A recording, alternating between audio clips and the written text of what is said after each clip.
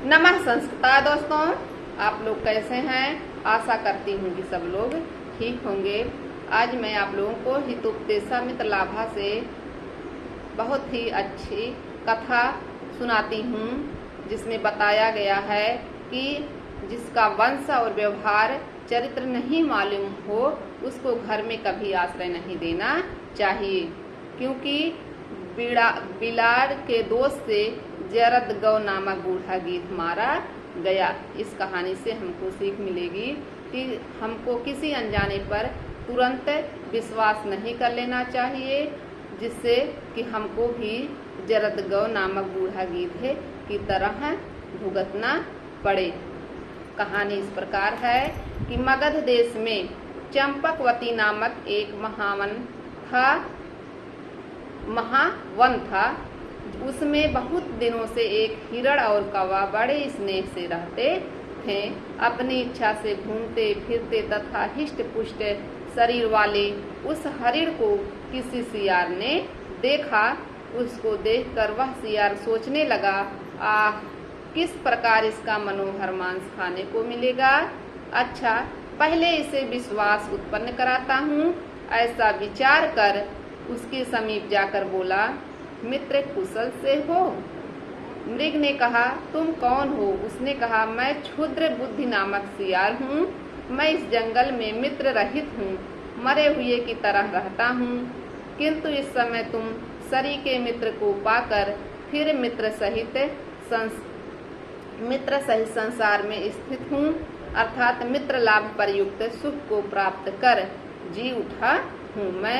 अब मैं सब प्रकार से तुम्हारा अनुगामी हो सेवक होकर रहूंगा।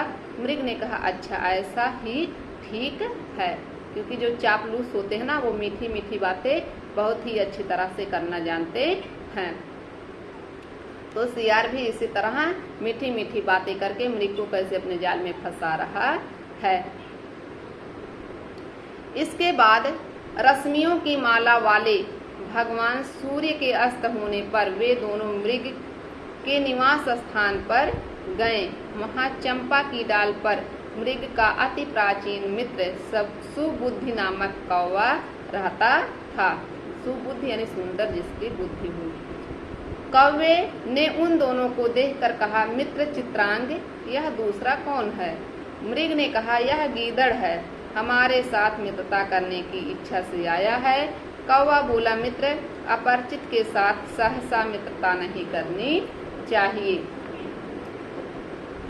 तथा च उत्तम और कहा भी है कि अज्ञात कुलशीलस्य वासो देयो न कस्यचित् मारेजारस्य हि दोषेण हतो गृधो जरद गवा।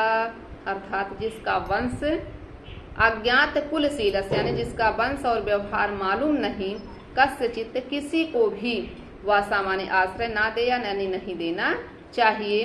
ही मार्जारस, क्योंकि बिडाद के दोषेण यानी दोष से जरद गौ गृधा माने गीध, हता माने मारा गया। जिसका वंश और व्यवहार नहीं मालूम है उसको घर में कभी आश्रय नहीं देना चाहिए, क्योंकि बिलाड़ के दोष से जरद गौ नामक बूढ़ा गीध मारा गया। आगे की कथा है कि गंगा जी के किनारे गृधकूट नामक पर्वत पर एक विशाल बड़ा यानी पाकड़ का वृक्ष था। उसके कोटर में दुर्भाग्य से अंधा तथा नखहीन जरद गौ नामक गृध यानी गीध रहता था। यानी जो गीध मारा गया था उसकी कहानी को वह बता रहा है मृग से। कह रहा है कि गंगा जी के किनारे गृधकूट नामक पर्वत पर एक विशाल बड़ा पाकड़ का वृक्ष था। उसके कोटर में दुर्भाग्य से अंधा तथा नखहीन जरद गौ नामक गिद्ध रहता था। उस वृक्ष पर रहने वाले पक्षी कृपा कर अपने अपने आहार से कुछ कुछ निकाल कर उसके जीवन धारण के लिए देते हैं। उसे से वह जीता था। एक दिन दीर्घ कर्ण नामक बिलाड़ वहां पक्षियों के बच्चों को खाने के लिए वहां आया। उसको आया हुआ देखकर पक्षियों के बच्चे भयाकुल होकर कोलाहल करने लगे।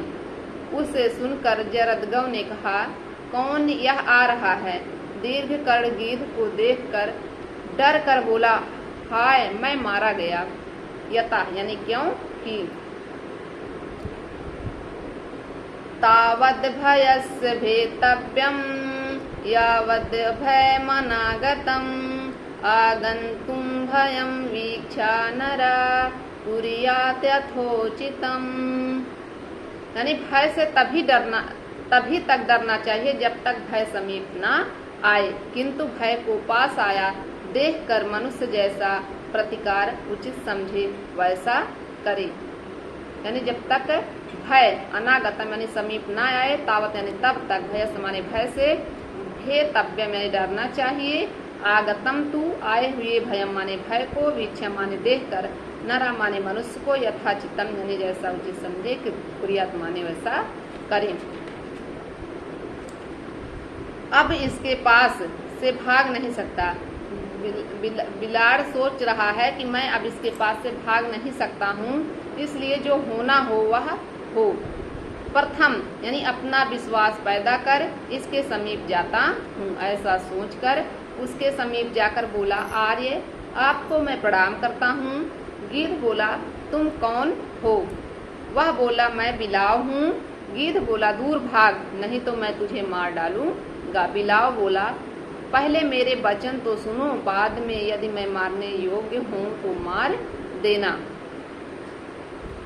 जाति मात्रेण किम कश्चित हन्यते पूज्यते कश्चित व्यवहारम परिज्ञाय बंध्या पूज्यो अथवा भवेत्। इसके बाद कहा, क्योंकि यथा यानी क्योंकि केवल जाति मात्र से क्या कोई मारे या पूजने योग्य होता है? अर्थात नहीं, किंतु व्यवहार जानकर ही मारने या पूजने योग्य होता है। बिलाव ने इस प्रकार कहा तो गिद्ध बोला, कहो क्यों आए हो?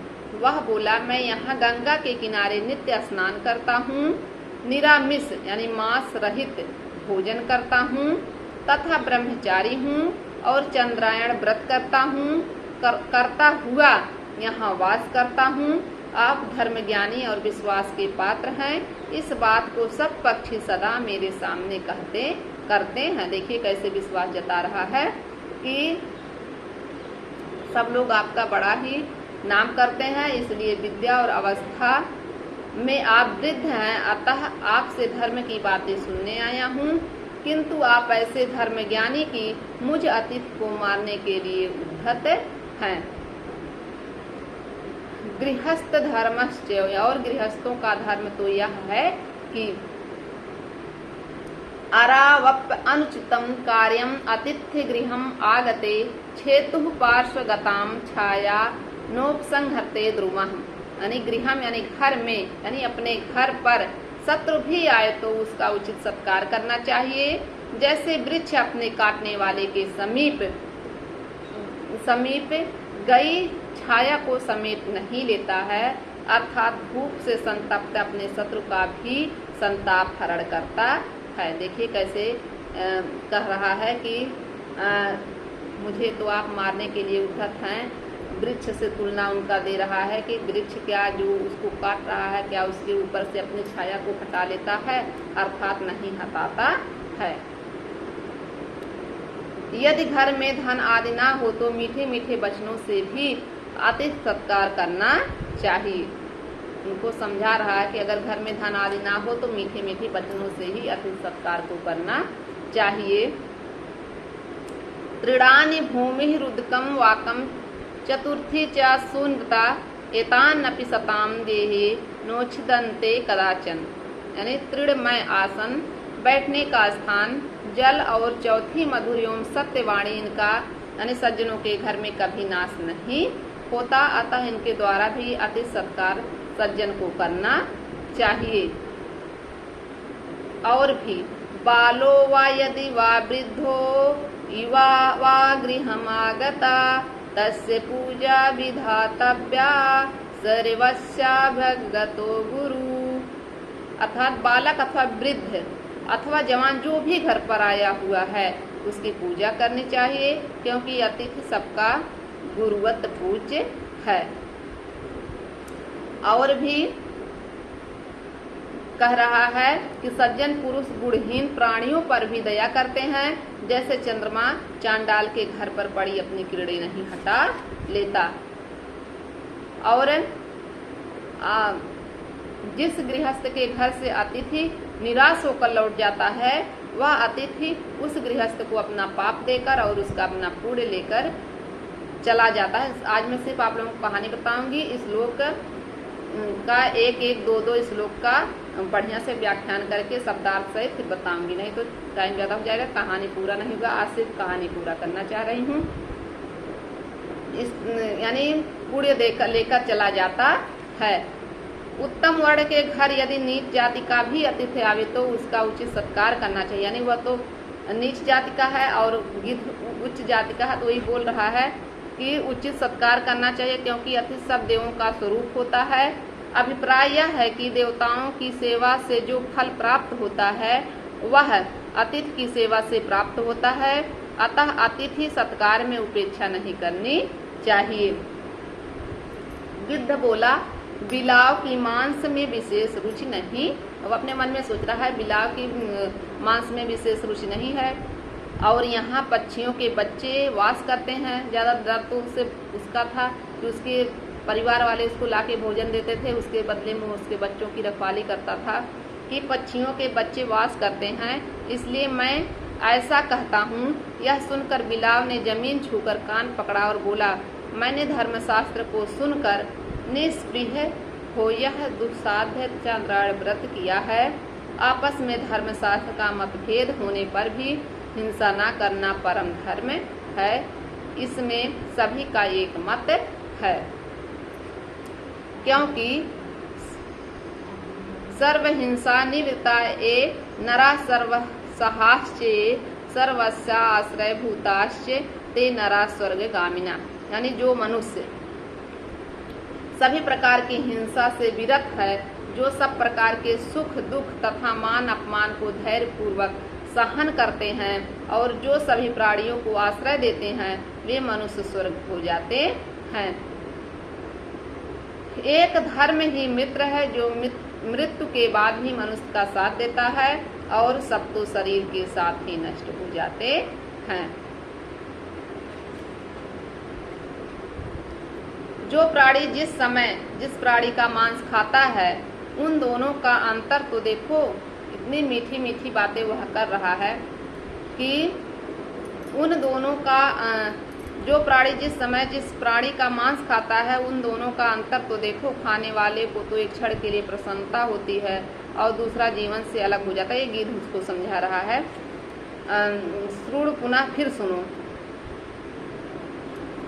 कि जो पेट वन में स्वयं उत्पन्न होने वाले साग सब्जी से भरा जा सकता है, उस पेट रूपी जलती हुई भट्ठी के लिए भयंकर पाप कौन है। इस प्रकार विश्वास जताकर वह बिलाव वृक्ष के खोढ़र में वास करने लगा। यानी इस तरह मीठी मीठी बातें हर एक तरह का उपदेश देकर वह गिद्ध को बहला फुसलाकर वहाँ अपनी जगह बना लेता है और वहीं उस पेड़ के खोढ़र में निवास करने लगता है। कुछ दिन बीतने पर वह दीर्घ कर्ण नामक बिलाव पक्षियों के बच्चों को मारकर खोढ़र में लाकर प्रतिदिन खाने लगा। जिन पक्षियों के बच्चे खो गए थे, वे शोक से दुखी हो विलाप करते हुए इधर उधर खोज करने लगे। यह जानकर वह बिलाव खोढ़र से निकलकर भाग गया। बाद में इधर उधर ढूंढते हुए पक्षियों ने उस पेड़ के खोढ़र में बच्चों की हड्डियां प्राप्त की। फिर वे बोले, इसी जरद गौ गिद्ध ने हमारे बच्चों को खाया है। इस प्रकार सब पक्षियों ने निश्चय कर उस गिद्ध को मार डाला। इसलिए मैं कहता हूँ कि अज्ञात कुल आदि इस प्रकार कव्य के वचन को सुनकर उस क्षुद्र बुद्धि नामक सियार ने क्रोध में आकर कहा, मृग के पहले मिलने के दिन आप भी तो अपरिचित ही थे। क्योंकि यहाँ सियार आया है किससे मित्रता करने?